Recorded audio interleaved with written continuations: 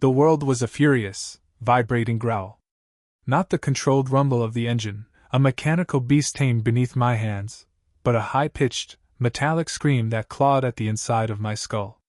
Each impact, each explosion, sent tremors through the steel hull, a brutal massage that threatened to shake my teeth loose. Dust, thick as ochre paint, coated everything, blurring the already distorted view from the periscope into a hellscape of crumbling concrete and dancing shadows. My breath hitched, caught somewhere between fear and a strange, detached fascination. The air inside the tank tasted of ozone and burnt metal, a cocktail of impending doom. We were blind, deaf, and utterly vulnerable, trapped in a metal coffin rolling through a city that wanted us dead. Sweat beaded on my forehead, stinging my eyes. I blinked, trying to clear the grime and the fear. The acrid smell of cordite clung to everything, a constant reminder of the close calls, the near misses that had already etched themselves onto the tank's thick armor. Outside, the city roared. A symphony of destruction, orchestrated by unseen hands. Each crackle of gunfire, each earth-shattering explosion, felt like a personal affront, a hammer blow against my chest. I gripped the controls tighter, knuckles white, trying to maintain some semblance of control in a world that had spun violently off its axis. It wasn't supposed to be like this. We were supposed to be the unstoppable force, the armored fist crushing the enemy. Instead, we were mice in a maze, hunted by shadows, our every move telegraphed by the roar of our engine and the clatter of our treads. The city, once a vibrant tapestry of life, was now a graveyard of shattered dreams, a monument to the futility of war. Each twisted piece of metal, each pile of rubble, whispered tales of loss and devastation. And we, the steel behemoth, were the harbingers of this ruin. The last time I felt this helpless, this utterly and completely adrift, I was 10 years old, lost in the dense fog that rolled in off the Pacific, swallowing the beach whole. My grandfather, a man built of weathered oak and salty stories, had taken me crabbing. The fog descended with unnerving speed, a silent, suffocating blanket that erased the familiar landmarks and left me stranded in a world of swirling gray. I remember the panic rising in my chest, the desperate cries that were swallowed by the mist. He found me, of course. His booming laugh cutting through the fog like a beacon. He smelled of pipe tobacco and the sea, a comforting presence that grounded me in the chaos. Grandpa Joe. He'd always said I had the ocean in my eyes. A vast, unknowable depth. He'd point to the horizon, that blurred line between sea and sky, and tell me stories of sailors and storms, of courage and resilience. He'd taught me to tie knots, to navigate by the stars, to respect the power of the waves. More importantly, he taught me to face my fears, to find my footing even when the ground beneath me was shifting. He wasn't a soldier, not in the traditional sense. He was a fisherman, a craftsman, a man who wrestled with the elements, and carved a life out of the unforgiving coast. But he possessed a quiet strength, unwavering resolve that I admired more than any medal or uniform. He used to carve small wooden boats for me, each one painstakingly crafted, each one a vessel for my imagination. I'd spend hours sailing them in the bathtub, imagining myself as a fearless captain, navigating treacherous waters and discovering new lands. He'd sit beside me, puffing on his pipe, his eyes twinkling with amusement. He knew I wasn't destined for the sea. He saw something else in me, a yearning for adventure, a thirst for knowledge, a deep-seated desire to make a difference. "The world is your ocean, Liam," he'd say, his voice raspy with age and wisdom. "Sail it with courage and compassion." I remember one boat in particular, a small, sturdy schooner with a bright red sail. He called it the Wanderer. It was my favorite. I took it everywhere with me, a constant reminder of his love and his unwavering belief in my potential. One day I lost it. At the beach, swallowed by a rogue wave. I was devastated. He just smiled and said, "Sometimes, Liam, you have to let go of the things you love. They'll always be a part of you, even if you can't see them." He never replaced it, but that lesson, that simple act of acceptance, stayed with me. And now, trapped in this metal cage, surrounded by chaos and destruction, I clung to that memory, to the image of that little red boat, as a lifeline in a sea of despair. He would have known what to do. He always did. The world exploded. Not figuratively, but with a deafening, bone-jarring finality that ripped through the M1A2 Abrams. It wasn't a neat, clean blast. It was the sound of concrete pulverizing, metal screaming, and the sickening crunch of ceramic armor failing. A shaped charge, undoubtedly. Fired from close range, probably from a rooftop. Sergeant Miller screamed, a primal roar lost in the cacophony. Jackson felt a white-hot lance of pain sear across his left arm as shrapnel tore through the thin Nomex fabric. The tank lurched violently, throwing him against the gunner's controls. Alarms blared, a chorus of electronic death knells. The turret rotation jammed. The hydraulic system sputtered, leaking fluid that smelled like burnt oil and fear. "Report!"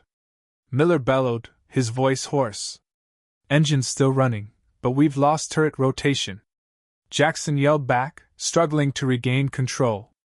Hull integrity compromised, multiple sensor failures. Driver, status. A choked gasp came over the comms. "I'm hit. Can't feel my legs." The reality slammed into Jackson with the force of the explosion itself. They were trapped. A steel coffin in a concrete maze. The enemy knew exactly where they were. And they were coming. He could feel the claustrophobia rising, a cold dread that threatened to paralyze him. He had to fight it. He had to focus. Miller, his face grim, was already working on the comms. "This is Bravo 2-6, we are taking heavy fire, requesting immediate extraction. I repeat, requesting immediate extraction. We have casualties." The radio crackled with static, then a faint, garbled response. "Bravo 2-6, stand by. Stand by." That was it? Stand by while they were being hunted like rats in a maze? Jackson slammed his fist against the console. Frustration warred with terror. He looked at Miller, saw the same emotions mirrored in the sergeant's hardened features. But beneath the fear, Jackson saw something else, a steely resolve. Miller wasn't giving up. And neither would he. "Gunner, can you see anything?" Miller asked, his voice calm, almost detached. Jackson forced himself to focus. He peered through the degraded optics, the world a blurry, distorted mess. "Limited visibility, Sergeant. Buildings all around. Possible movement on the rooftops to the west. Engage." He trained the main gun on the suspected location, his heart hammering against his ribs. He squeezed the trigger. The 120mm cannon roared, shaking the tank from its core. The building shuddered, debris raining down. But he didn't know if he had hit anything. The smoke and dust obscured everything. The enemy responded with a barrage of RPG fire. The tank rocked violently, each impact a hammer blow against their steel prison. Jackson felt a piece of shrapnel lodge itself in his cheek, drawing blood. He ignored it. He had to. He had to keep fighting. This was it. This was the moment. The moment he had trained for. The moment he would either live or die. And he wasn't ready to die. Not here. Not like this. The ringing is the worst. It never stops. A high-pitched whine that burrows into his skull, a constant reminder of the day the world went silent, then deafening. Jackson sits on the porch, the worn wood creaking beneath his weight. The Virginia sun beats down, warm on his skin, but he feels nothing. Numb. Always numb. He stares out at the rolling hills, the vibrant green a stark contrast to the gray landscape of his mind. The horses graze peacefully in the pasture, their movements slow and deliberate. He used to ride before. Before the ringing. Before the nightmares. Before the guilt. He glances down at his left arm, the scars a roadmap of that day. Raised, angry welts that pull at the skin. He can still feel the phantom pain, the searing agony of the shrapnel tearing through his flesh. He runs a finger over the scars, tracing the contours of his memory. His wife, Sarah, comes out of the house, carrying 2 glasses of iced tea. She's learned to move quietly around him, to not startle him. She knows the sounds that trigger him. The sudden bang of a car door, the roar of a lawnmower, the crackle of fireworks. She sets the tea down on the small table, her eyes filled with a quiet understanding. "How are you feeling today?" she asks, her voice soft. He shrugs. "Same as always." She sits beside him, taking his hand in hers. Her touch is warm, reassuring, but it doesn't penetrate the wall he's built around himself. He knows she tries. He knows she loves him. But she can't understand. No one can understand. "I saw Dr. Evans today," she says. "He wants to try a new therapy. Something called the MDR." He pulls his hand away. "Therapy doesn't work, Sarah. I've been through it all. But maybe this will be different," she pleads. "Please, just try it. For me." He looks at her, sees the desperation in her eyes. He knows he's hurting her. He knows he's not the man she married. But he can't help it. He's broken. Shattered into a million pieces. And he doesn't know how to put himself back together. He sighs, the sound heavy with resignation. "Okay," he says. "I'll try it. For you." But even as he says the words, he knows it's a lie. He knows nothing can fix him. The tank is always there, in the back of his mind. The screams, the explosions, the faces of his fallen comrades. He can't escape it. He's trapped. Still trapped. Still trapped in chaos forever? The ringing intensifies, a deafening symphony of guilt and regret. He closes his eyes, and the darkness descends. The engine sputtered, coughed, and died, leaving an oppressive silence broken only by the crackling fire that had taken hold of the street outside. A thick, acrid smoke began to seep into the tank, stinging eyes and choking lungs. Ramirez slumped against the gunner's seat, his face streaked with grime and exhaustion. Kowalski was unconscious, his breathing shallow and ragged. Lena lay still, her eyes closed, a peaceful expression on her face that belied the chaos around them. A single tear traced a path through the dirt on Ramirez's cheek. He knew this was it. Trapped, outnumbered, and with their steel coffins slowly becoming their tomb. He reached out, his hand trembling, and gently closed Lena's eyes. "We tried," he whispered, his voice hoarse. "We fought." Suddenly, a series of sharp, metallic bangs echoed against the tank's armor. Not the dull thud of RPGs, but something smaller, more precise. Ramirez strained to listen, his heart pounding against his ribs. He recognized the sound. Welding torches. They were trying to cut them out. Hope, fragile as a newborn bird, fluttered in his chest. But hope was a dangerous thing. It made the inevitable hurt more. He looked at Kowalski, at Lena. He couldn't let them be captured. He couldn't let them be paraded as trophies. He fumbled for his sidearm, the cold steel a grim comfort in his hand. Then, a section of the armor plate above him buckled inward, showering sparks. A ragged hole appeared, growing wider with each agonizing second. A figure silhouetted against the fiery backdrop outside peered in. Not an enemy soldier, but a civilian. A woman, her face smudged with soot, her eyes wide with a mixture of fear and determination. "Come on! We're getting you out!" she shouted, her voice strained. More figures appeared behind her, wielding makeshift tools, their faces lit by the orange glow of the flames. They were risking their lives, armed with nothing but courage and a desperate hope. Ramirez stared, stunned. He couldn't understand. Why? After everything, after the destruction, the loss, the hatred, why help them? The woman reached down, extending a hand towards him. "Hurry! They'll be back!" He hesitated for only a moment.